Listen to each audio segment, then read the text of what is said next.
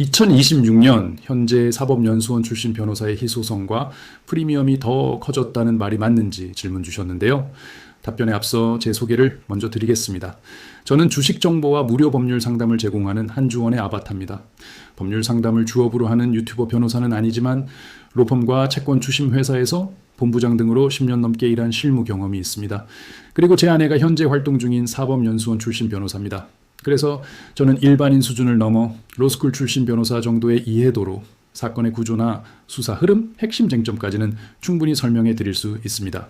또한 저는 주식 투자와 채권 추심 전문가로서 특히 채권 추심 분야에서는 실제 사건을 통해 수많은 성공 사례를 만들었고 이 내용이 여러 언론과 경제지에 기사로 소개되기도 했습니다. 하지만 사법연수원 출신 변호사들이 수행하는 정교한 법리 구성이나 서면 작성 같은 전문적인 영역은 제 역할이 아님을 분명히 말씀드립니다. 자, 이제 질문에 대해 답변을 드릴게요.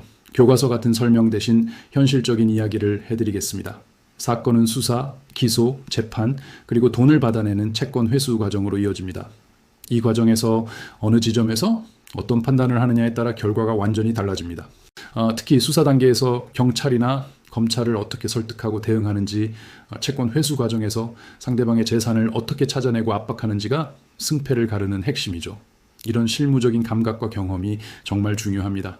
사건이 복잡해져서 기소 후 재판으로 넘어가거나 서면에 적는 문장 하나, 논리 하나가 판결을 뒤바꾸는 상황에서는 확실히 사법연수원 출신 변호사들의 깊이 있는 법리 구성 능력이 빛을 발하는 경우가 많습니다.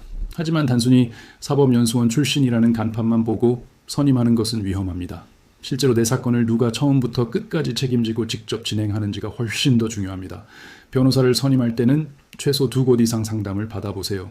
그리고 첫 상담에서 바로 계약하지 마세요. 실력이 있는지, 직접 소통이 가능한지, 책임 구조는 명확한지를 꼭 따져봐야 합니다.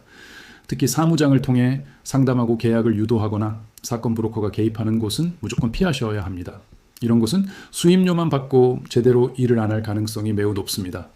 오늘 제가 말씀드린 기준만 잘 기억하셔도 그 변호사를 선임하거나 채권 회수를 할 때 큰 돈을 어이없이 날리는 일은 막을 수 있습니다. 더 자세한 무료 법률 상담이 필요하시면 영상 설명란의 안내를 참고해 문의해 주세요. 감사합니다.